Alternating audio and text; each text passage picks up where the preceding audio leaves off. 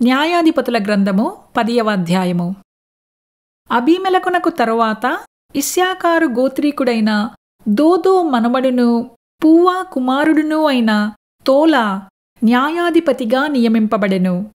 అతడు ఎఫ్రాయిమీయుల మన్యమందలి షామీరులో నివసించినవాడు. అతడు 23 సంవత్సరములు ఇశ్రాయేలీయులకు న్యాయాధిపతి అయి ఉండి చనిపోయి షామీరులో పాతిపెట్టబడెను.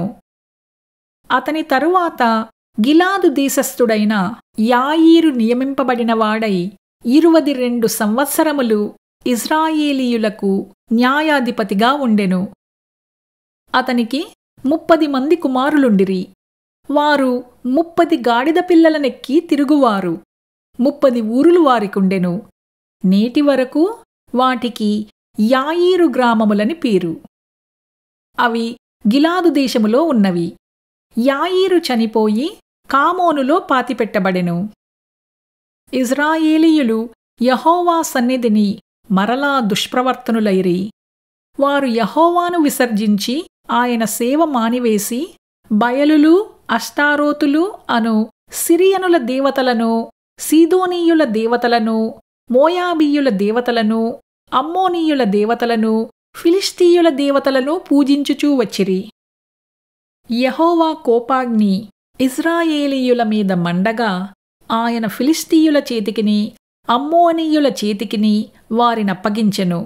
కనుక వారు ఆ సంవత్సరము మొదలుకొని ఇశ్రాయేలీయులను, అనగా యోర్దాను అవతలనున్న గిలాదునందలి అమోరీయుల దేశములో కాపురమున్న ఇశ్రాయేలీయులను 18 సంవత్సరములు చితుక కొట్టి అణచివేసిరి. మరియు అమ్మోనీయులు యూదాదేశస్థులతోనూ బెన్యామీనీయులతోనూ ఎఫ్రామీయులతోనూ యుద్ధము చేయుటకు యోర్దానును దాటిరి కనుక ఇశ్రాయేలీయులకు మిక్కిలి శ్రమ కలిగెను.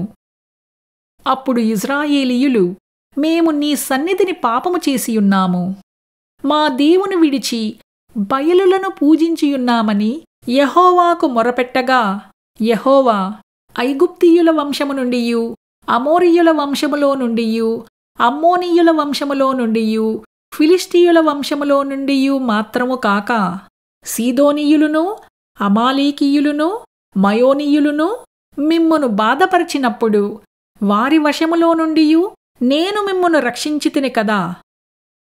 అయితే మీరు నన్ను విసర్జించి అన్యదేవతలను పూజించితిరి కనుక నేను ఇకను మిమ్మును రక్షింపను. పోయి మీరు కోరుకొనిన దేవతలకు మొరపెట్టుకొనుడి. మీ శ్రమకాలమున అవి మిమ్మును రక్షించునేమో అని ఇశ్రాయేలీయులతో సెలవిచ్చెను. అప్పుడు ఇశ్రాయేలీయులు, మేము పాపము చేసియున్నాము, నీ దృష్టికి ఏది అనుకూలమో దాని చొప్పున మాకు చేయుము, దయచేసి నేడు మమ్మును రక్షింపుమని చెప్పి యెహోవాను సేవింపవలనని తమ మధ్య నుండి అన్యదేవతలను తొలగింపగా ఆయన ఆత్మ ఇశ్రాయేలీయులకు కలిగిన దురవస్థను చూచి సహింపలేకపోయెను. అప్పుడు అమ్మోనీయులు కూడుకొని గిలాదులో దిగియుండిరి. ఇశ్రాయేలీయులును కూడుకొని మిస్పాలో దిగియుండిరి. కాబట్టి జనులు, అనగా గిలాదు పెద్దలు, అమ్మోనీయులతో యుద్ధము చేయ పూనుకొను వాడెవడో వాడు గిలాదు నివాసులకందరికినీ ప్రధానుడగునని ఒకనితో ఒకడు చెప్పుకొనిరి.